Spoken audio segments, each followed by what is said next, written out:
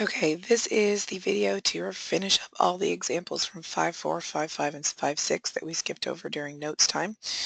Starting out in section 5.4, we are looking at the graphing of some logarithms. We did some of these together in class, of course, but this is just some extra variation. So we're trying to graph the log f of x equals 2 log base 5 of x. Our goal here is to turn this into an exponential and then use a table. Now, when we try to turn something into an exponential, the log needs to be isolated, which means you can't have this times 2 out front. So I'm actually going to divide that over. Once you get that divided over, then you use our spiral technique, 5 to this fraction, so our exponent's going to be a fraction, equals the argument. So now when I set up my XY table, remember I'm going to be picking Y values to plug in. You can pick -2 to 2 if you want, but because this is being divided by 2, I'm actually going to double all of my choices. You don't have to do that, but if I do that, I'll see some stuff that's a little bit more consistent. So in the middle of my chart here, 0 doubled would still be 0. -1 doubled would be, so I'm doing 2 times what I would normally do, just to account for that divide by 2. So I'm going to try -2, -4, and 2 and 4. So I'm just doubling the things that I normally plug in. So 5 to the -4 divided by 2 would be 5 to the -2, which we all know is 1 over 25. 5 to the -2 over 2 would be 5 to the -1, which would be 1/5. 5 to the 0 over 2 would just be 5 to the 0, which is 1. 5 to the 2 over 2 is 5 to the 1st. And so obviously this one's going to end up being 25. We get our pattern of numbers that we usually see. So 1/25 down to -4, put a point. 1/5 down to -2. And then 1, 0. And 5, 2 should be sufficient. So notice my graph, if you can draw a straight line, is still my normal log shape where my asymptote is at x equals 0, but it has been stretched out a little bit. This is going farther down quicker than it usually does. And this is a little bit higher than it usually is. So that's what this is. This was a stretch vertically. Okay, let's look at another graph. So we have this one right here. This would be y equals log 5 of x minus 2. Since the x minus 2 is in a parentheses, the log is actually by itself, so I'm going to go ahead and convert. So this would be 5 to the y equals x minus 2. And just to make plugging into my chart easier, I'm going to move the 2 over to be with the exponent part. So the x is by itself. Remember, when graphing the log functions, we always pick the y's. So 5 to the -2, so I'm going to pick -2, -1, 0, 1, 2, because I don't see anything happening to my y. It's just a regular y. So 5 to the -2 and then plus 2. So you can use your calculator here. We're not expecting you to do all these fractions and stuff. You can use decimals. So this would be 5 to the -2 power plus 2. So that would be 2.04. And then we're going to do 5 to the -1.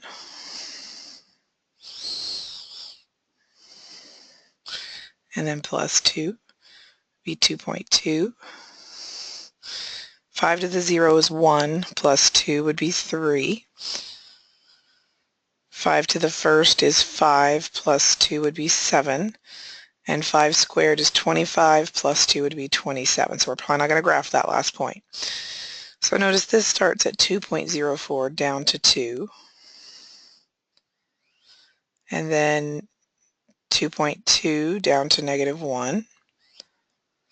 3, 0. And then 7, 1. So notice we are getting our log shape, but we have a vertical asymptote that has been shifted to the right 2. We never get smaller than 2. And that makes sense because if you looked at your domain for a log is always what keeps the inside greater than 0. And we have to stay greater than 2. All right, for this next one, we have f of x equals log 5 of x minus 2. Notice this time the minus 2 is not in the parentheses part of the log. So the first thing we will want to do is move that over before we try to convert to exponential. So then this would be 5 to the y plus 2 power equals x. Now anytime you have a binomial or something interesting happening to the exponent, you do want to adjust your table. You want to make sure that whatever you put in the center of the table makes that 0. So negative 2 plus 2 would be 0. So then I pick 2 things smaller and 2 things larger. We plug them in. This would be 5 to the negative 2, negative 4 plus 2. So that's 5 to the negative 2. So that's the 1/25th. And pretty much after you've done enough of these, you start seeing that these patterns still keep happening if you pick the right y's. But like if we plug in negative 3 plus 2 is negative 1, negative 2 plus 2 is 5 to the 0, negative 1 plus 2 is 5 to the 1st. So you get your same pattern. So 1/25th down to negative 4, 1/5 down to negative 3, 1 negative 2, and 5 negative 1. So the whole graph of this log function has been shifted down 2. And we still have our normal vertical asymptote of 0. All right, there's one more of the graphs, and then that'll be it for all of our graphing problems. We have log 5 of negative x. Again, this is already isolated. The negative is inside, so we can go ahead and convert. So this would be 5 to the y equals negative x. We do want x by itself, so we're actually going to divide the negative sign over to this left side. So when we go to make our table, we're going to pick our negative 2 to 2 since there's nothing happening in the exponent. But realize that when we plug something in, there's a negative out front. So this becomes negative 1/25. So all of my x values are going to be the opposite sign of what they normally are. So all negatives, and that's because of the negative out front. What that does to my log is it flips the whole log across the y-axis. And that makes sense because that's when you have a negative inside the parent function, you're supposed to reflect over the y-axis.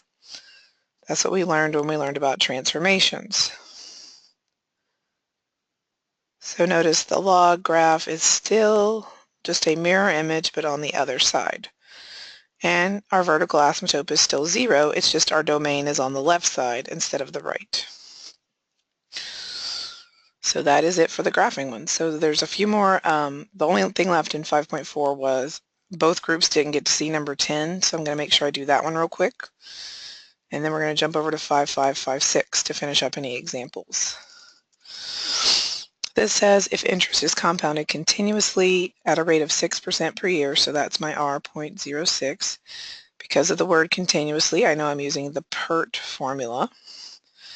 Approximate the number of years, so I'm looking for T, that $6,000 takes to grow to $25,000. So it looks like A equals PE to the RT. I know that my future value is 25,000.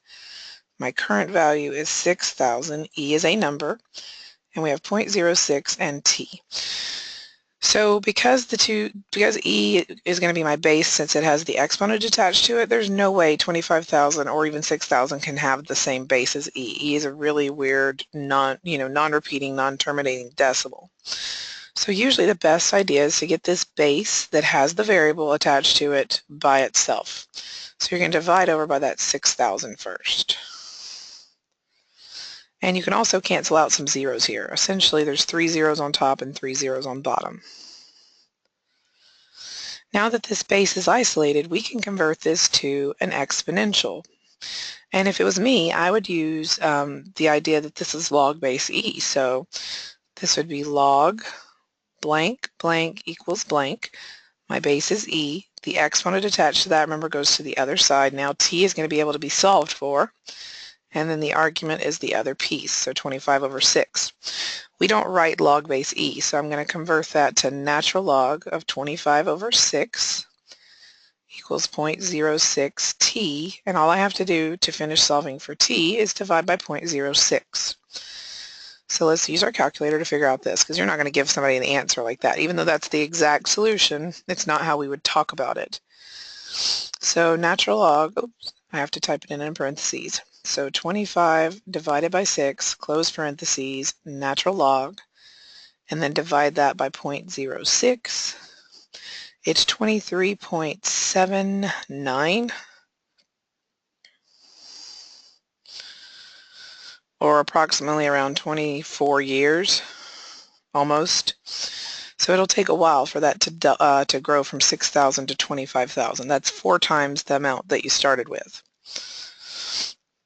And that's it for the 5.4 portion. So let's pull up the 5556 and go through those.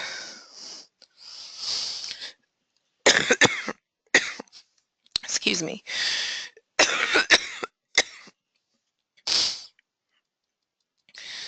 Okay, I had a problem on 5556 right here at the beginning that we didn't do in all of my classes. So we are trying to break this log apart. And when you break the log apart, remember you have some properties that you can use. We know that if we have the same base with adding between two logs, that turns into multiplication. If we have the same base but with subtraction between them, that turns into division with the positive log on top and the negative log part on bottom. And then we had the rule that if there was a number in front, it could be put on the argument as an exponent. So we're going to be actually going from the collected part to breaking it back apart into single logs. The easiest way to do this is anything that's on top is going to be a positive log, anything that's on bottom is going to be a negative log. So my first step would be to write log of the square root of y minus, because this x to the fourth is in the bottom, log of x to the fourth, and then the cubed root of z is also in the bottom, so minus log cubed root of z. Then we need to convert these into powers. Anytime you have a radical, you really want to write it as an exponent, so this would be to the 1/2 power because it's a square root. And this is a cubed root, so this would be z to the 1/3 power. To finally get these so that we have completely broken the logs up, we want just log of y, log of x, log of z. We bring the powers to the front, so we're using this last rule. So this would be 1/2 log of y minus 4 log of x minus 1/3 log of z. And now I've broken it down so that each log only has a single variable to the first power inside. So that's called splitting the logs. We did all of the number 2 ones in class. Remember, that was putting the logs back together. But we're going to practice some of that as we do some of these equations as well. So here are the equations that we did not go through in class. First thing is, if you're trying to solve some equations, you have 2 options of what you could be looking at. You would have the same log on each side, 1 log on the left, 1 log on the right. If that's true, the insides are equal to each other. The other case was if you have a log on one side, but a non-log on the other side. The only way you can solve this type of problem is to convert. So that's our 2 options, really. So the first thing you want to do is look and see if there's logs on everything. And there is. There's logs on everything in this equation. So we're looking at case 1. To be doing case 1, you want the log to have nothing in front of it. So we're going to put these back up as powers. So this would be log base 2 of x to the third and log base 2 of 3 to the second. Now my logs match, and I have 1 on each side, so I just set x to the third equals to 3 squared, which is 9. And I want to take the cubed root to solve that. So cubed root of 9. Now all I need to do to make sure that this answer works is make sure that x this one right here, the one that has an x in it, if you plug in cubed root of 9, as long as that stays greater than 0, the answer works. It doesn't really matter over here because there's no x. But since cubed root of 9 is positive, then we definitely have the right answer. Don't write a plus or minus on this case because remember, this is not a square root, it's a cubed root. You only have to write plus or minus when you take even roots. So let's look at part D. This one has two things separated by a plus, so we're going to put them together by times. So that would be x squared plus 6x. I'm distributing the x and the x plus 6. I'm going to put that 1/2 power back on 9, which is actually a square root. So this is x squared plus 6x equals 3, since there's a log on both sides. And square root of 9 is 3. So if I tried to move this over, I would subtract the 3. Unfortunately for us, this is not a nice one because it doesn't factor. So if we're going to use the quadratic formula to solve this, x equals negative b plus or minus square root. B squared would be 36 minus 4ac all over 2a. That's negative 6 plus or minus 36 plus 12 is 48. 48 is divisible by 16. That would be 16 times 3. So that's going to be 4 on the square root of 3 all over 2. So if we reduce that down, that's negative 3 plus or minus 2 on the square root of 3. Now, we have to check to see if those are going to work out. So to check them, it might be easier to get decimal approximations for both of them to see if these solutions are going to work. So I'm going to get a decimal approximation. So you just take your calculator. First of all, I'm going to do the square root of 3 times it by the 2 on this first one, and then add negative 3 to that. So that's 0.46 for this one.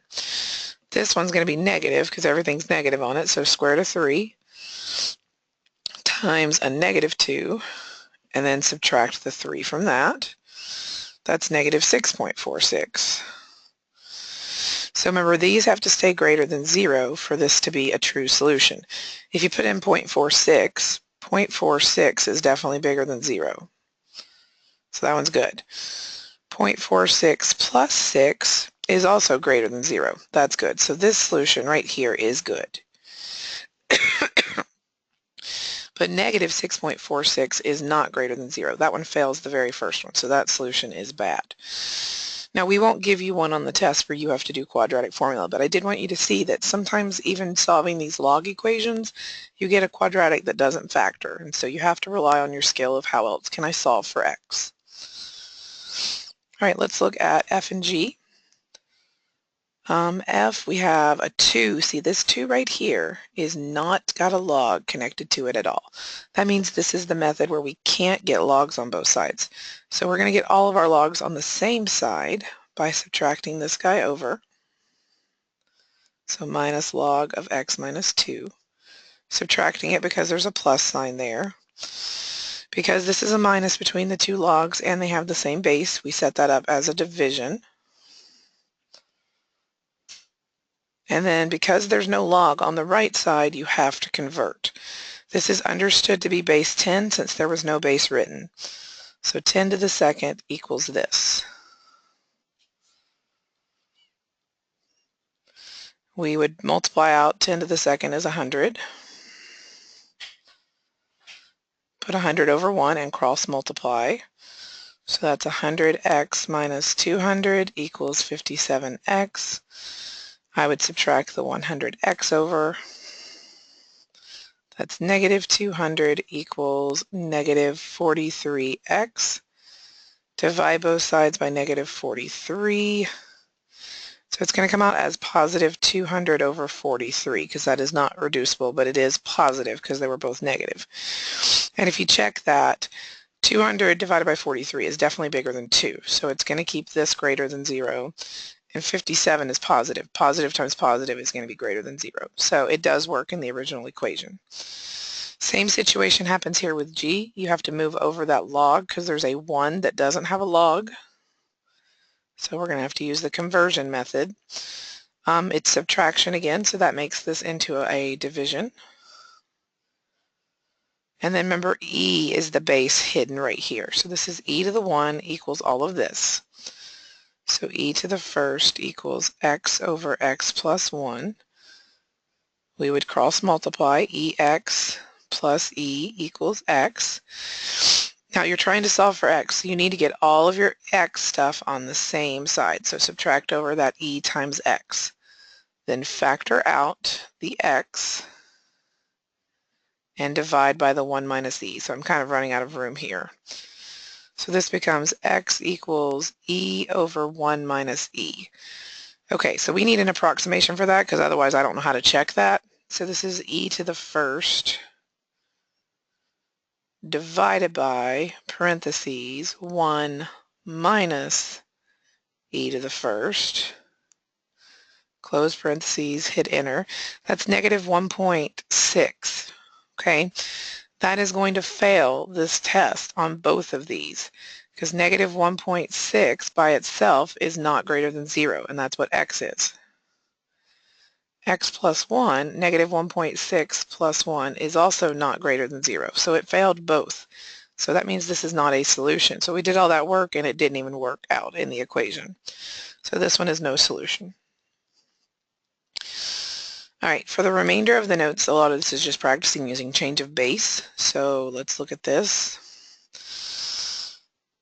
The change of base formula essentially says your calculator can do other logs besides base 10 and base e as long as you know how to change them to a workable base that your calculator can do. So for example, if I have log base b of a, I can turn that into any log I want. For example, log base 10. I'm going to write the 10s here for emphasis, as long as I put the argument of the original on top and the subscript of the bottom. The base is the argument on the bottom. So these are both now arguments, and this is base 10. Now the reason we teach you that is because if I wanted to solve this, there's no way to get 4 and 3 to have the same base. So what we do is convert it to a log. So it'd be log base 4 equals x, and the argument would be 3. So that's just conversion. Your calculator doesn't have a log base 4 button. So this is what we call the exact solution, because we haven't done anything on the calculator. If I want to convert that to a base that I can use on the calculator, I would convert it to base 10. The 3 is going to be on top, the 4 is going to be on bottom. So this is just log 3 divided by log 4 using base 10. So we can work that out. Log 3 divided by log 4. It's 0.79 because they said to 2 decimal places. This is considered the approximation.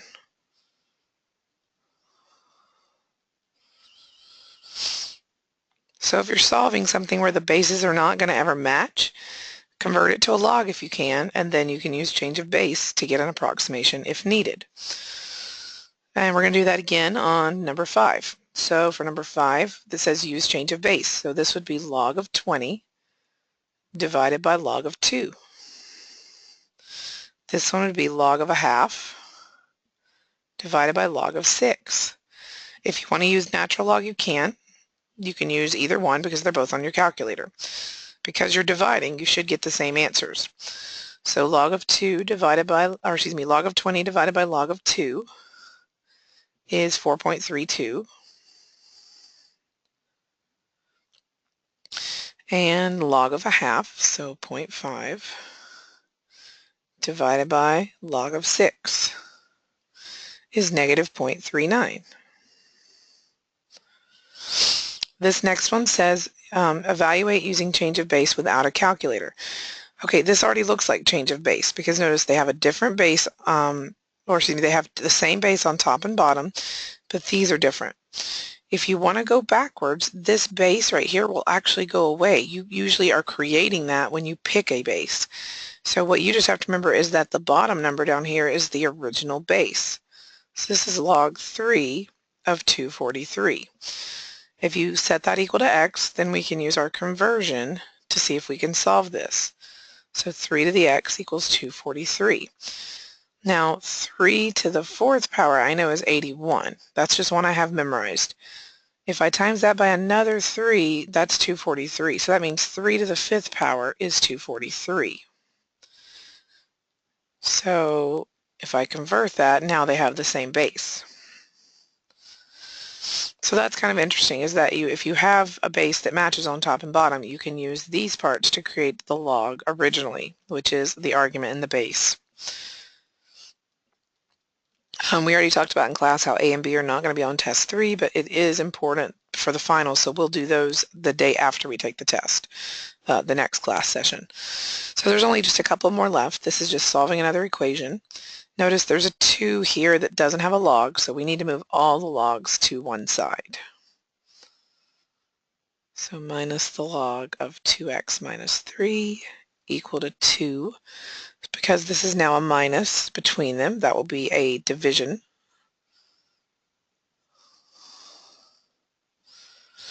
And because there's not logs on both sides, you have to convert. And that is understood to be base 10 since there was no base written.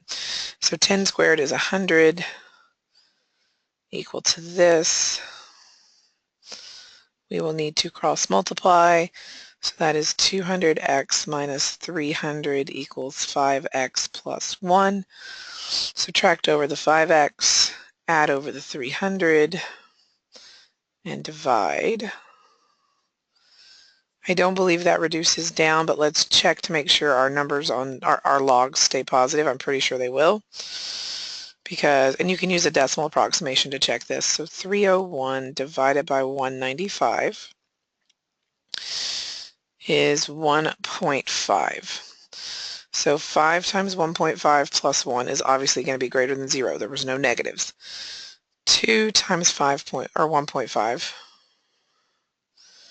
ish is 3, and 3 minus 3 is 0. So we do need to check this one a little bit better because that's not exactly the answer. So 301 divided by 195 is that times 2 minus 3. So just barely greater than 0. It's 0.09, but it does work. So that would be the correct solution. And then this one, notice that all of them have a log. So we're back to just getting logs on both sides, one log each, and then dropping them. So this would be division because of the subtraction sign between them. And that's equal to this log. And now we have same log on each side, so we're able to just set the insides equal. We will be cross multiplying. That would be x squared minus 4x equals 3x minus 10. Since I have an x squared, I'm going to move everything over by adding or subtracting as necessary. And that does factor into x minus 5 and x minus 2. So I get two possible solutions, 2 and 5. So we're going to come back over here and look at all of our arguments, which were the parts inside our individual logs. We need each of these to stay greater than 0.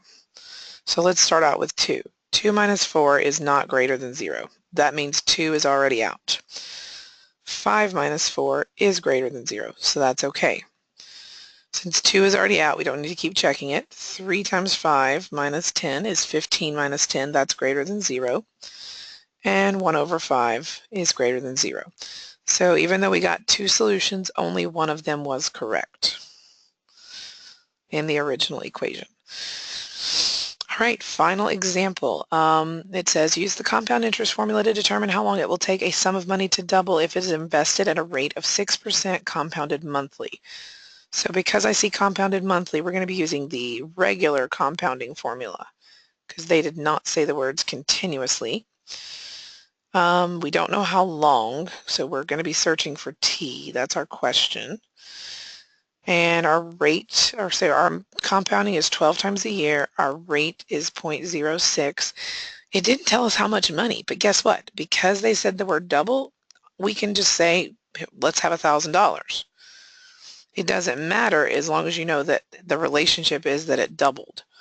If you look at the future value, that means you have 2,000 because that would be 2 times P. So 2 times P is a 2,000. If you'd picked $10, this would be 20. If you'd picked $5, it'd be 10. We don't care what the actual money amount is. We care that it doubled. So if we plug this in, and the reason that doesn't matter is as soon as you start solving this, you divide over and you get 2.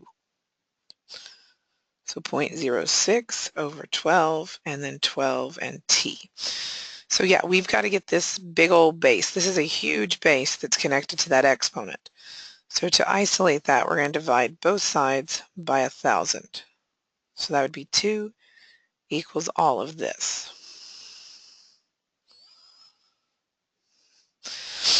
Okay, you can convert to a log, like you could say this will be my base, this is on the other side, that's my argument. Or there's another way of thinking about this. I'm going to show you a trick real quick.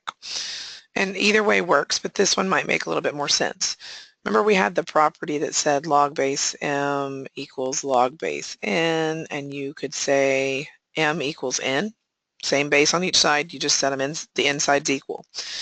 You can put logs on two sides of an equation as well. So I can do what's called taking the log of each side. That just means I put the same log on each side of my equation. The reason that's helpful is that this is now a power that can be brought to the front. So I have log base 10 of 2 equals 12 times t, and then log of this big thing. To get t by itself, you need to divide not only by the big log, but you're also going to have to divide by the number 12. So the final thing before I type it into my calculator is that I'll have log of 2 on top. On the bottom I'll have the 12 because that's in front of the t, and then this big log.